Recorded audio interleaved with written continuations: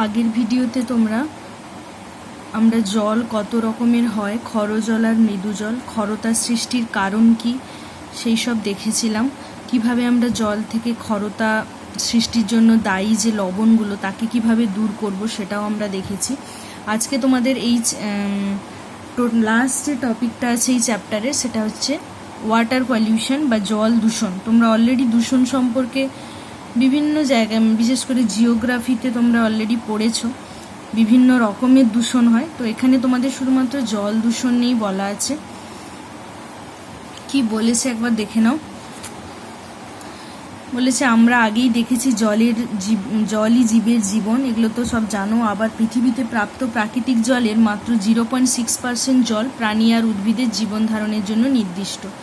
জলের কোনো অংশে কাদা, মাটি, রাসায়নিক দ্রব্য, কীটনাশক, জীবাণু প্রভৃতি বহিরাগত কোনো পদার্থ মেশার ফলে যদি তার ভৌত রাসায়নিক ও জৈবিক পরিবর্তন ঘটে, যার ফলে মানুষসহ সমস্ত জীবের ব্যবহারের অনুপযোগী হয় এবং তাদের অস্তিত্ব যদি বিপন্ন হয়, তবে সেই জলকে আমরা কি বলবো?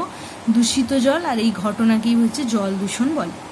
তো জল দূষণ কাকে বলে বললে তোমরা এখানে ভালো করেই লেখা আছে। জেনারেলি ফিজিক্যাল সায়েন্সে যদি বলি জল দূষণ কাকে বলে এরকম কোশ্চেন আসবে না, কিন্তু যেহেতু আছে তোমরা জিনিসটা তো জানো অলরেডি, একবার রিডিং পড়ে রাখবে। তো জল দূষণের প্রকারভেদ কিভাবে বলেছে না, প্রধানত দুটো ভাগে ভাগ করেছে। একটা জলের যে উৎস তার প্রকৃতি এবং জল দূষকের প্রকৃতি। জল উৎসের প্রকৃতি অনুযায়ী জল দূষণকে আবার 3 ভাগে ভাগ করা হয়েছে। একটা ভূতল জলদূষণ বা অন্তর্দেশীয়, আরেকটা ভূনিম্নস্থ, আরেকটা হচ্ছে সামুদ্রিক জলদূষণ। এই 3 রকমের হচ্ছে জল দূষণ হয়, মানে যেখান থেকে জল মেনলি আমাদের যে সোর্স, সেই সোর্সের ওপর ডিপেন্ড করেই 3 ধরনের হচ্ছে বলেছে এখানে দূষণ হচ্ছে। মনুষ্য জাতি জল দূষণের প্রধান কারণ হলেও বিভিন্ন প্রাকৃতিক কারণেও জল দূষণ হয়। বৃষ্টিপাত ও ভূমিক্ষয়ের জন্য জলের সাথে কি হচ্ছে, ভূমিক্ষয় হলে সেই মাটি এসে জলের সঙ্গে মিশতে পারে, বিভিন্ন খনিজ দ্রব্য মিশতে পারে এবং প্রাণীর যে বর্জ্য পদার্থ, উদ্ভিদের শুকনো পাতা, সেগুলো জলের সঙ্গে মিশে জলকে দূষিত করছে। জল দূষকের প্রকৃতি অনুযায়ী প্রকারভেদ। যেসব কারণ বা পদার্থের উপস্থিতির জন্য জল দূষিত হয় তাকে আমরা জল দূষক বলি। মানে জল দূষণের জন্য দায়ী যে পদার্থগুলো সেগুলোকে জল দূষক বলছে। তার আবার 3টে ভাগ আছে। এটা হচ্ছে কত ধরনের জল দূষণ হয়, মানে মেন যে 3টে সোর্স, একটা সামুদ্রিক, সেখানে জল যদি দূষিত হয় তাকে আমরা সামুদ্রিক জল দূষণ বলবো। যদি মাটির নিচে ভূনিম্নস্থ যে জল সেটা দূষিত হলে তাকে আমরা ভূনিম্নস্থ জল দূষণ বলবো। আর ভূতল জল দূষণ বা অন্তর্দেশীয় জল দূষণ। তো এবার জল দূষণের জন্য দায়ী যে সমস্ত পদার্থ তাদের আবার প্রকৃতি আছে, তাদের উপর ডিপেন্ড করে জল দূষণকে আবার 3টি শ্রেণীতে ভাগ করেছে। একটা বলেছে ভৌত জল দূষক, ফিজিক্যাল ওয়াটার পলিউশন।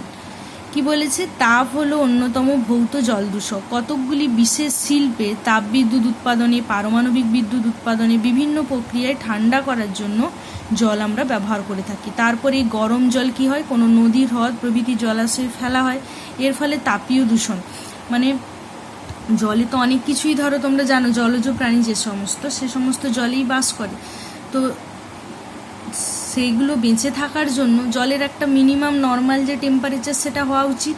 তো সেখানে যদি আমরা গরম জল এইভাবে বিভিন্ন ধরো শিল্প কলকারখানা থেকে মানে নির্গত হয় জেনারেলি, সেগুলোই বলেছে এই যে তাপবিদ্যুৎ উৎপাদনে হতে পারে, পারমাণবিক বিদ্যুৎ। তো যাই হোক, সেই গরম জল যদি এবার এইসব জলাশয়ে গিয়ে মেশে, সেখানে যে সমস্ত ধরো প্রাণী তারা তো আর বাঁচতে পারবে না, কারণ জলাশয়ের তখন অনেকটা টেম্পারেচার বেড়ে যাবে, সেই টেম্পারেচারে তো কোনো প্রাণীর বেঁচে থাকা সম্ভব নয়। তো এর ফলে বলেছে তাপীয় দূষণের সৃষ্টি হয়। নদীর বাঁধ থেকে জল ছাড়ার ফলেও উষ্ণতার তারতম্য ঘটে। গভীর জলাধারের ওপরের জল সূর্যের তাপে উত্তপ্ত থাকে, কিন্তু নিচের জল অপেক্ষাকৃত ঠান্ডা থাকে। উষ্ণতা বাড়ার সাথে সাথে জলে দ্রবীভূত অক্সিজেনের এই যে পরিমাণ কমে যায়। তাহলে বুঝতে পারছো, অক্সিজেনের পরিমাণ যদি কমে যায়, জলজ যে সমস্ত প্রাণী সবারই তো বেঁচে থাকার জন্য অক্সিজেন দরকার। তো তাহলে কি হবে, যারা ধরো যে সমস্ত মাছ বা যে সমস্ত ধরো প্রাণী জলের অনেক গভীরের দিকে থাকে, তারা তো তখন আর অক্সিজেন পাবে না। তো অক্সিজেন না পেলে কি হবে, মারা যাবে। নেক্সট হচ্ছে কেমিক্যাল ওয়াটার পলিউশন। কেমিক্যাল কথার মাধ্যমে বুঝতে পারছো, শিল্প কলকারখানা থেকে বিভিন্ন রকমের কেমিক্যাল হচ্ছে ওয়েস্টেজ বেরোয়, সেগুলো কি হয় জলে গিয়ে মানে মিশে যায়। এই ধরনের জল দূষক দু ধরনের হতে পারে, আবার একটা জৈব হতে পারে, আবার অজৈব হতে পারে। এদের মধ্যে পড়ে জৈব বর্জ্য পদার্থ, যেমন ড্রেনের ময়লা, মূত্র ইত্যাদি, বিভিন্ন ডিটারজেন্ট, কীটনাশক, পেস্টনাশক। আমরাও তো মানে ডেইলি লাইফে এগুলো ধরো ইউজ করেই থাকি, ডিটারজেন্টের ইউজ করি। তারপরে তোমার পরিষ্কার পরিচ্ছন্ন, বিশেষ করে টয়লেটের জায়গাগুলো করার জন্য কত রকমের অ্যাসিড ট্যাসিড তো যাই ব্যবহার করি না কেন, সেগুলো কি হয়, সবই তো ওই ড্রেনেজ সিস্টেমে কোথাও না কোথাও গিয়ে একটা পড়ছে। তো যাই হোক, এইভাবে সবই কিন্তু দূষণের জন্য দায়ী। কীটনাশক জমিতে ধরো পোকামাকড় মারার জন্য সেখানে যে পেস্টনাশক দিচ্ছে, সার দিচ্ছে, তো এইগুলো সবই হচ্ছে সেই সার। যখন আবার বৃষ্টি হতে পারে, বৃষ্টির জলের মাধ্যমেই হোক বা এমনিই ধরো সেই সমস্ত, জেনারেলি বৃষ্টি হলে কি হবে, ওই জমিতে যখন জল পড়লো, সেই জলের ধারা কোথাও না কোথাও এসে কোনো জলাশয় মিশছে, তো সেখান থেকে কীটনাশক পেস্টনাশক কী হচ্ছে, জলে মিশে যাচ্ছে। এই যে ডাইলড্রিন, ডিডিটি, বিএসসি, এগুলো হচ্ছে কীটনাশক পেস্টনাশকের নাম। তো এইগুলো কি হচ্ছে, জলের সাথে মিশছে। রাসায়নিক সার ইউজ করলাম, সার বললাম তো, সার ইউজ করা হয় বিভিন্ন রকম ফসল উৎপাদনের জন্য, এগুলো সব জানো তোমরা। তেজস্ক্রিয় বর্জ্য পদার্থ, তেজস্ক্রিয় বলতে যেগুলো হচ্ছে তোমার নিউক্লিয়ার রিঅ্যাক্টর, যেগুলো তোমরা ক্লাস 10-এ গিয়ে হচ্ছে তেজস্ক্রিয়তা হচ্ছে পড়বে, তো সেখানে আরও ভালো জানতে পারবে। তো সেই সমস্ত বা যেখানে নিউক্লিয়ার রিঅ্যাক্টর যেগুলো ইংলিশে বলা হয়, তেজস্ক্রিয়তার হচ্ছে দুটো বিক্রিয়া হয়, একটা নিউক্লিয় সংযোজন আর একটা নিউক্লিয় বিভাজন। তো এইরকম বিক্রিয়ার ফলে যে বিভিন্ন ধরনের পদার্থ উৎপন্ন হয়, সেখান থেকেও কিছু ওয়েস্টেজ হয় বা বর্জ্য পদার্থ নির্গত হয়, সেগুলোও কি হচ্ছে, জলে মিশছে। এগুলো সব জৈব। অজৈবর মধ্যে কি বিভিন্ন আর্সেনেট, ফ্লুওরাইড, তারপর হচ্ছে তোমার এই যে phosphate, nitrate, cadmium, mercury, lead, nickel, copper, এগুলো সব। অজৈব জল দূষকের মধ্যে প্রধান হচ্ছে ক্যালসিয়াম আর ম্যাগনেসিয়ামের যৌগ। তাহলে এটা একটু মনে রাখবে। জেনারেলি এখান থেকে তোমাদের শর্ট কোশ্চেনই হবে, মানে কোশ্চেন কি হবে আমি পড়াতেই তোমাদের বলে দেবো, ঠিক আছে। এগুলো এমনি রিডিংয়ের মতো মনে রাখবে। জল দূষণের উৎস বা কারণ লেখো, তো আর এগুলো ফিজিক্যাল সায়েন্সে হবে না, এখানে তো আর লং কোশ্চেন হয় না। যদি 5-6 নম্বরের লং কোশ্চেন হতো 5 নম্বরে, তাহলে বলতাম হ্যাঁ আসতে পারে। বা তার থেকেও বড় কথা, ফিজিক্যাল সায়েন্সে তোমার এর থেকেও আরও অনেক ইম্পর্টেন্ট কোশ্চেন আছে, অনেক বিক্রিয়া আছে, অনেক সূত্র আছে, ম্যাথমেটিক্যাল এক্সপ্রেশন আছে, অঙ্ক আছে, সেগুলো অনেক বেশি ইম্পর্টেন্ট ফিজিক্যাল সায়েন্সের মানে জন্য আমি বলছি। অবশ্যই অন্য কোনো সাবজেক্ট হলে ইম্পর্টেন্ট হতেই পারে, তো এখানে এই জিনিসগুলো অতটা ইম্পর্টেন্ট নয়, কিন্তু তোমরা একটু জেনে রাখবে, অলরেডি জানো। জৈবিক জল দূষক, বায়োলজিক্যাল ওয়াটার পলিউশন, রোগ জীবাণু বহনকারী পদার্থ যেমন ভাইরাস, ব্যাকটেরিয়া, প্রোটোজোয়া, ছত্রাক, কৃমি প্রভৃতি এই ধরনের দূষণকে অন্তর্গত। তোমরা জানো তো জলবাহিত যে সমস্ত রোগগুলো হয়, টাইফয়েড হয়, কলেরা হয়, তো সেইগুলো কোনো না কোনো প্রত্যেকটা রোগের হচ্ছে তোমার জীবাণু প্রকৃতি আলাদা, মানে কোনোটা ভাইরাস হতে পারে, কোনোটা ব্যাকটেরিয়া হতে পারে, কোনোটা প্রোটোজোয়া হতে পারে। তো যাই হোক না কেন, তো এভাবে যে জল দূষণটা হয় তাকে আমরা বলি জৈবিক, বায়োলজিক্যাল ওয়াটার পলিউশন, ঠিক আছে। তাহলে 3 ধরনের জানলাম। একটা বায়োলজিক্যাল, রোগ জীবাণু মূলত যেখানে আছে সেটাকে আমরা, রোগ জীবাণুর দ্বারা সৃষ্ট যে দূষণ তাকে আমরা বলবো জৈবিক বা বায়োলজিক্যাল ওয়াটার পলিউশন।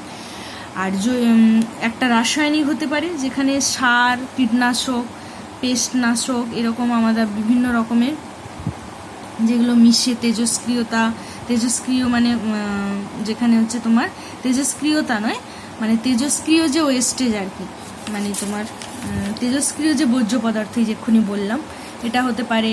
তারপর তোমার এই যে ড্রেনের ময়লা, ডিটারজেন্ট, এই সমস্ত আর কি, সমস্ত আর্সেনেট, ফ্লুওরাইড, এগুলো সবই হচ্ছে বর্জ্য।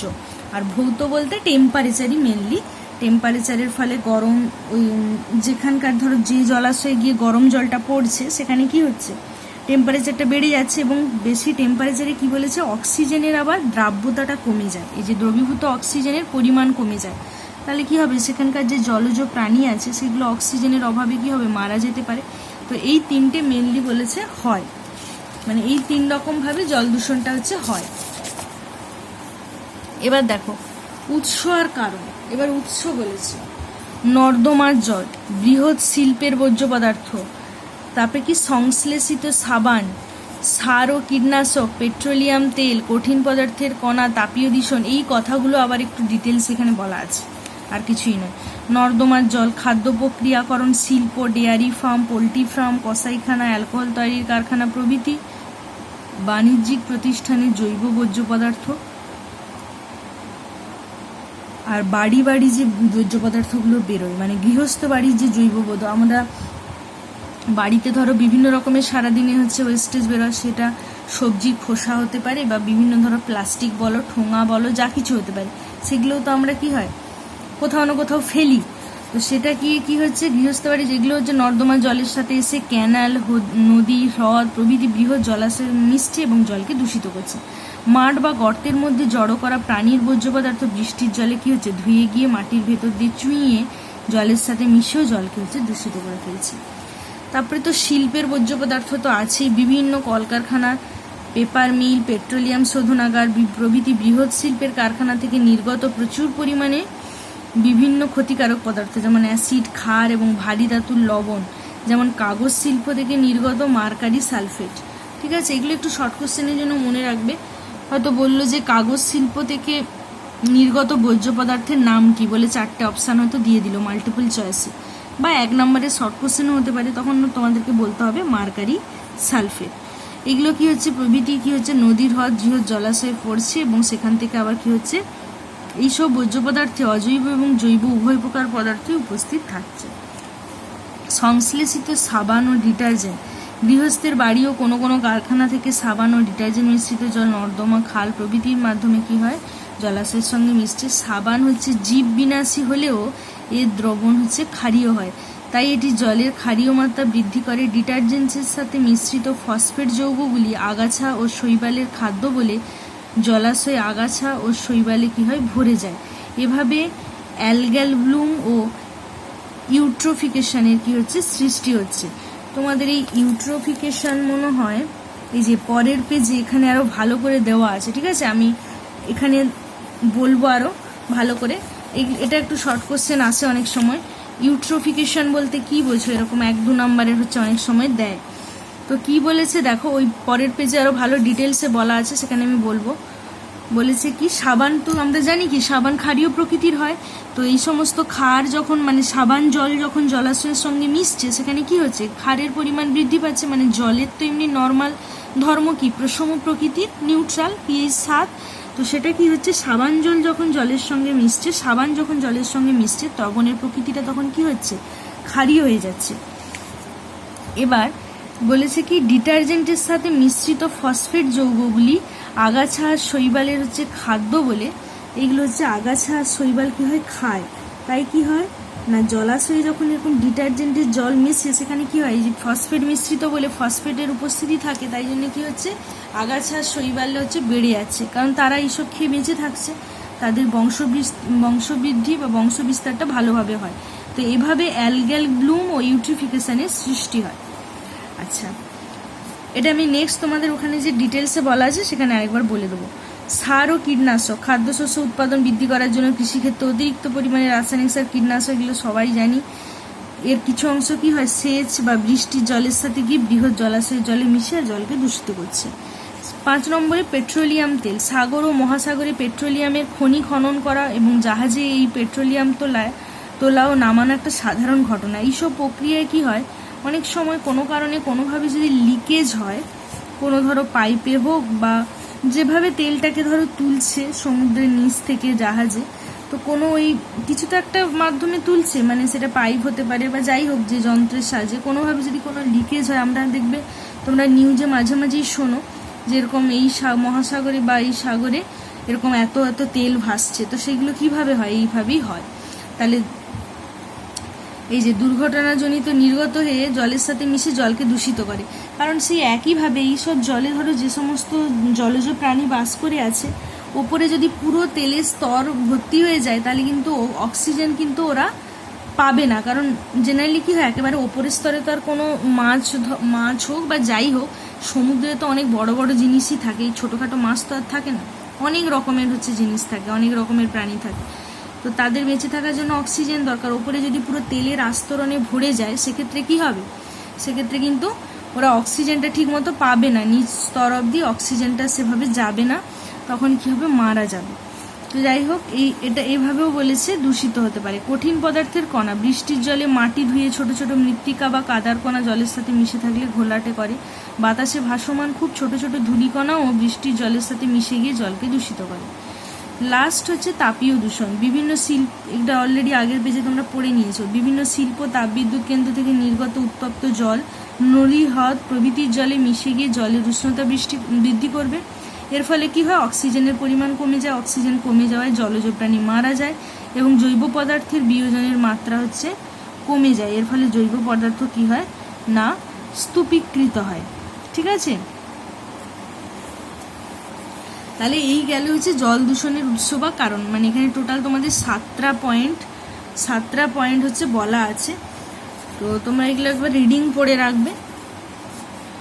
জল দূষণের নির্দিষ্ট ও অনির্দিষ্ট উৎস, point and non point sources of water pollution. নির্দিষ্ট কি উৎস আছে দেখে নিই। এইসব উৎস থেকে বিভিন্ন বর্জ্য পদার্থ সরাসরি যদি জলে নিক্ষিপ্ত হয় এবং জলকে দূষিত করে। বিভিন্ন কারখানা, আচ্ছা, মানে নির্দিষ্ট বলতে যেটা মেন সোর্স আর কি বলেছে, কলকারখানা, বিভিন্ন কারখানা, তাপবিদ্যুৎ কেন্দ্র, এগুলো তো অবশ্যই হচ্ছে কি করছে না, ওদের এই গরম জলটাকে কি করছে, নদীতেই হচ্ছে ফেলছে। ঠিক আছে, নদী হতে পারে বা যাই হোক, জেনারেলি নদীতেই হচ্ছে, মানে বিভিন্ন এর মাধ্যমে নদীতেই হচ্ছে ফেলে।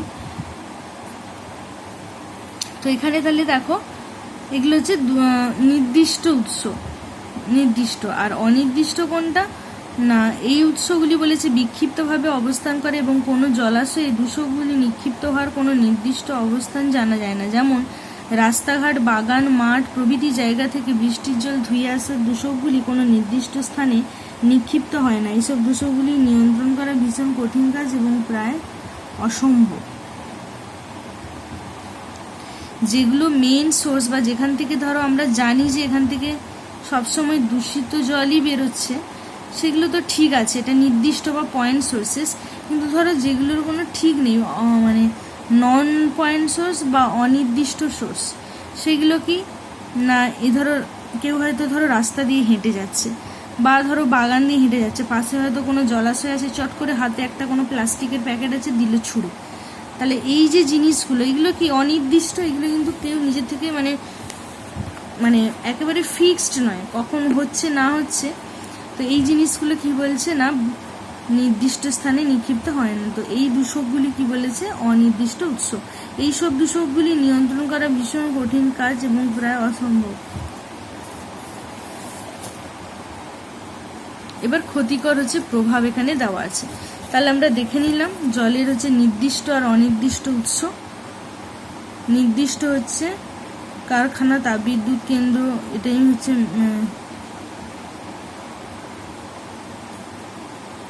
এগুলোই হচ্ছে আছে। আর এগুলো কি আমরা হচ্ছে সহজে কন্ট্রোল করতে পারবো না, কারণ দেখো মানুষকে কন্ট্রোল করা, মানুষ যদি নিজে সচেতন না হয়, করাটা একটু কঠিন। কেউ রাস্তা দিয়ে হাঁটছে, সে চাইলেও একটু চট করে ফেলে দিল কিছু একটা, তো সেটা তো কাউকে বলে বলে বোঝানো সম্ভব নয়, আর কোনোভাবে যে মানে সামনে থেকে বসে হচ্ছে দেখাও সম্ভব নয়। তো যাই হোক, তো এইভাবে হচ্ছে কি বলেছে না, জল দূষণের হচ্ছে উৎসটাকে এভাবে আমরা দুভাগে ভাগ করব।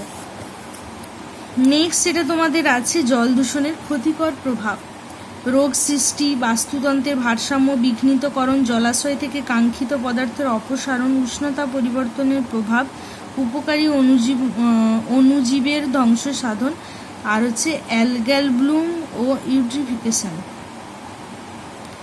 আচ্ছা, এই দুটো আমি তোমাদের একটু আগে বলে দিই, ওইদিকে ছিল একটু।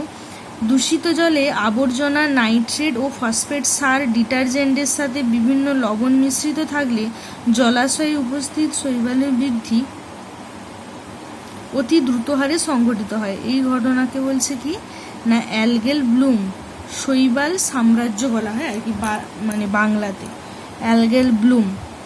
মানে কখন এটাকে হবে না, যদি দূষিত জলে আবর্জনা, নাইট্রেট, ফসফেট সার, ডিটারজেন্টের সাথে বিভিন্ন লবণ মিশ্রিত থাকলে, তবেই আমরা তাকে হচ্ছে কি বলতে পারবো না, অ্যালগাল ব্লুম বা শৈবাল সাম্রাজ্য বলতে পারবো। শৈবালগুলি কালক্রমে মারা যায়, এগুলিকে বিয়োজিত করার জন্য সবাত বীজকগুলি সক্রিয় হয়ে ওঠে। এর ফলে জলে দ্রবীভূত অক্সিজেন দ্রুত হারে কমে যায়। দ্রবীভূত অক্সিজেন না থাকার ফলে মাছ সহ সমস্ত জলজ প্রাণী মারা যায়। এই ঘটনাকে ইউট্রোফিকেশন বলে। তাহলে দেখো, জলে যদি এইসব জিনিস হচ্ছে মিশিয়ে থাকে, মেশানো থাকে, তাহলে কি হবে? শৈবালের বৃদ্ধি হচ্ছে দ্রুত হারে ঘটবে ও শৈবালের বৃদ্ধি হচ্ছে কী হবে? অতি দ্রুত হারে সংঘটিত হবে। এই ঘটনাকেই আমরা কি বলবো? অ্যালগেল ব্লুম। তাহলে অ্যালগেল ব্লুম বলতে কি বোঝো বা কী যদি বলে, তোমরা এক লাইনে এই কথাটাই বলবে যে দূষিত জলে এই জিনিসগুলো যখন উপস্থিত থাকছে তখন জলাশয়ের হচ্ছে শৈবালের বৃদ্ধি কি হচ্ছে? খুব দ্রুত হারে সংঘটিত হচ্ছে। তাই জন্যে কি হবে না, আমরা হচ্ছে কি দেখব না, এটাকেই আমরা কি বলবো? অ্যালগেল ব্লুম। আবার আচ্ছা, শৈবালগুলি কালক্রমে কি হয় না মারা যায়। বৃদ্ধি অত্যাধিক দ্রুত হারে হলো, তারপরে আবার মারাও যাবে। এগুলিকে বিয়োজিত করার জন্য সবাত বিয়োজকগুলি, তোমরা বিয়োজক কাকে বলে লাইফ সায়েন্সে নিশ্চয়ই ভালো করে জেনেছো, সক্রিয় হয়ে উঠবে। এর ফলে কি হবে? জলে দ্রবীভূত অক্সিজেন দ্রুত হারে কমে যাবে, জলজ প্রাণী মারা যাবে। এই ঘটনাকেই আমরা কি বলি? ইউট্রিফিকেশন বলি।